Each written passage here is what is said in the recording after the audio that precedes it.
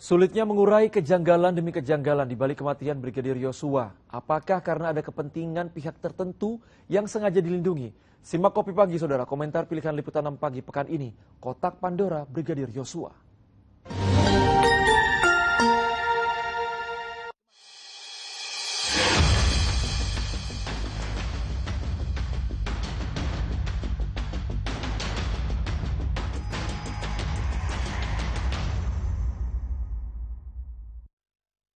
Saudara, teka-teki kematian Brigadir Nofriansyah Yosua Huta Barat yang sempat tercecer kini mulai terungkap. Kejanggalan demi kejanggalan yang dipertontonkan oleh saluran resmi kepolisian juga sudah mulai terjawab. Adanya bukti-bukti yang muncul dari kamera pengawas yang tersebar. Otopsi ganjil di awal kejadian yang membuat bedah mayat kembali dilakukan, dan jejak digital komunikasi Brigadir Yosua sebelum terbunuh sudah cukup untuk menarik kecurigaan bahwa ada tanda tanya besar dalam kematian Yosua. Lalu akan dibawa kemana kasus ini? Akankah ada skenario besar yang didesain agar fakta sebenarnya tetap gelap? Simak selengkapnya dalam Kopi Pagi, komentar pilihan liputan 6 pagi bersama saya Rusdi Maulana dan juru kamera Dede Effendi. 3 pekan lebih sudah berlalu, kematian Brigadir Nofriansyah Yosua Huta Barat masih menyisakan misteri. Kejanggalan demi kejanggalan yang terendus sejak polisi membuka kasus ini ke publik pada 11 Juli atau 3 hari setelah kejadian belum sepenuhnya terurai. Kronologi kematian Yosua diungkap polisi terjadi di rumah dinas Kepala Divisi Propam Irjen Polisi Nonaktif Freddy Sambo, termasuk dugaan pelecehan seksual terhadap istri Freddy Sambo, Putri Chandrawati, masih saja berselimut kabut. Otopsi ulang pada jasad Yosua yang dilakukan pada Rabu 27 Juli lalu di RSUD Sungai Bahar Jambi pun belum bisa menguak penyebab kematiannya. Ini bukan semata-mata butuh waktu 4-8 pekan untuk mendapatkan hasil dari uji forensik. Tapi secara garis besar, kasus ini sulit terungkap karena institusi Polri dianggap tidak serius mengungkap kasus yang sebetulnya amat sederhana bila memang tidak ada kepentingan tertentu yang harus dilindungi. Padahal banyak petinggi negeri ini yang sudah memberikan perhatian khusus, termasuk Presiden Joko Widodo yang sampai 2 kali menegaskan agar kasus ini dituntaskan dan tidak perlu ada yang disembunyikan. Saat ditemui di Labuan Bajo, Nusa Tenggara Timur, Presiden memang menegaskan kembali agar Polri tidak ragu-ragu mengusut kasus ini, sehingga kepercayaan terhadap institusi Polri tidak rusak. Usut tuntas, buka apa adanya, jangan ada yang ditutup-tutupi, transparan. Udah. Itu penting untuk agar masyarakat tidak ada keraguan-raguan terhadap peristiwa yang ada. Ini yang harus dijaga. Kepercayaan publik terhadap Polri harus dijaga. Rupanya suara Presiden itu tidak serta-merta mengubah langkah kura-kura menjadi rusa. Kasus ini tetap saja seolah berjalan di tempat, dengan aneka drama tetek bengek keterlibatan Komnas HAM dan Lembaga Perlindungan Saksi dan Korban. Maka tidak perlu heran bila di tengah masyarakat, kecurigaan bahwa memang ada yang tidak beres di balik kematian Yosua kian menguat. Yang aku lihat ya kejanggalan kayak gitu, kayak gimana ya? Yang ngelihatnya itu kayak banyak kejanggalan dah. Kayaknya itu ada apa sih namanya? Kayak pembunuhan berencana gitu. Lambat sih, karena ya itu dia, karena terlalu menutupi jadi kayak diputar-putar untuk kasusnya itu. Iya, banyak skenario yang dibuat gitu. Percaya sih kayak agak ragu ya.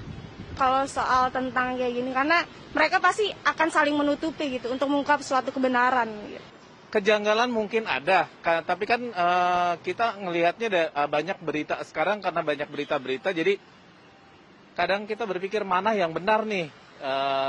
Kadang kita juga nggak bisa memilah mana yang benar, mana yang salah kan. Sebelum kepolisian itu benar-benar membuka kasus itu sendiri. Karena emang kasusnya juga kan pejabat tinggi yang notabene di Indonesia masih banyak backupnya. Kayaknya nggak serius deh, jadi terlalu bertele-tele, terutama saat Brigadir Joshua ini sudah dimakamkan, baru diotopsi ulang. Itu kan menyakitkan juga ya untuk keluarga, pihak keluarga. Kalau aku pribadi pasti ada masalah, satu sumber masalah yang lumayan besar sampai mengakibatkan baku tembak kayak gitu kan. Jadi pasti ada sesuatu yang lumayan fatal, lumayan besar yang disembunyikan dari pihak yang penembak. Di balik munculnya kejanggalan sejak awal kasus ini bergulir, setidaknya ada 2 perkara yang patut untuk dituntaskan. Yang pertama adalah dugaan pelecehan seksual Brigadir Joshua kepada istri Ferdi Sambo, lengkap dengan drama senjata apinya. Apakah benar ada bumbu asmara di antara mereka? Yang kedua, kematian Brigadir Joshua yang menyisakan banyak kejanggalan, mulai dari penyebab sampai dengan lokasi terbunuhnya. Nah, pertanyaannya adalah ketika polisi menangani kasus yang melibatkan polisi atau bahkan seorang petinggi, apakah benar kebenaran yang akan terungkap? Sangat menarik untuk mengikuti kasus ini, akan dibawa kemana alurnya bermuara. Langkah Direktorat Tindak Pidana Umum Bareskrim Mabes Polri menaikkan status kasus ini dari penyelidikan menjadi penyidikan, menyusul laporan kuasa hukum keluarga Brigadir Joshua pada 22 Juli lalu seharusnya bisa memberi angin segar. Begitu pula tim khusus bentukan Kapolri yang sempat mengumpulkan keterangan dari sejumlah pihak, semestinya tidak membuat penuntasan kasus ini bertele-tele. Pak, materi pemeriksaan apa aja, Pak? Nanti masih didalami. Apa terkait otopsi ulang atau gimana, Pak? Belum, masih mendalami dari keluarga. Untuk jadwal otopsi ulang sudah diketahui, Pak? Hah? Jadwal otopsi ulang? Belum, nanti ada informasi jalan. Pak, untuk yang hari ini siapa aja Pak yang diperiksa, Pak? Ada 11 keluarganya. Prarekonstruksi tertutup yang digelar Polda Metro Jaya pun masih menyesuaikan kronologi ketika kasus ini diungkap di awal kejadian, yakni situasi saat baku tembak terjadi di rumah dinas Ferdi Sambo pada 8 Juli lalu. Namun ada hal penting yang memungkinkan kasus ini bisa terang benderang, yakni proses digital forensik rekaman kamera pengintai atau CCTV yang terkait dengan momentum kematian Joshua. Masalahnya, akankah polisi bisa bertindak adil dan transparan ketika mereka menangani kasus yang justru melibatkan polisi sendiri? Percayakah masyarakat polisi mampu menuntaskan kasus ini? Tapi paling tidak seharusnya sebagai masyarakat kita tuh mendukung apa yang dikerjakan polisi. Semoga hasilnya tuh adil. Iya, transparan ya.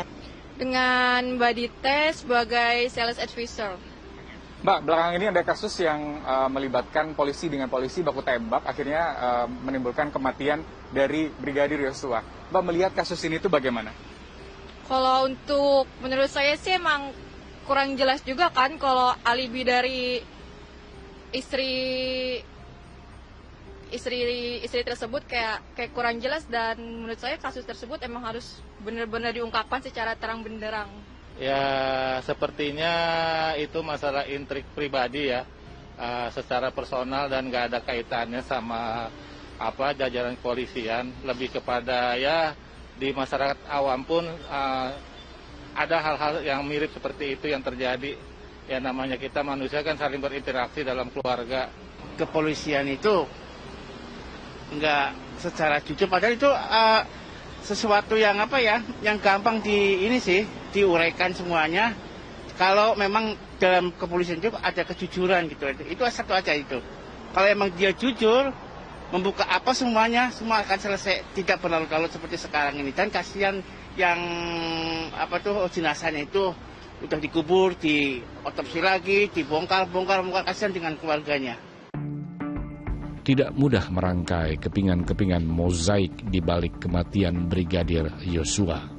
Namun, sudah seharusnya institusi Polri menyadari bahwa terlalu mahal ongkos yang dikeluarkan bila kasus ini terus-menerus ditutupi.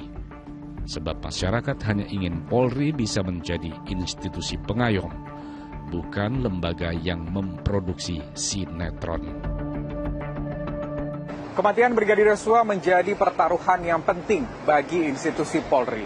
Kepercayaan yang dibangun sejak lama, terlebih dengan embel-embel Hugeng Award, bisa saja runtuh apabila Polri tidak serius dalam mengusut kasus ini seterang-terangnya.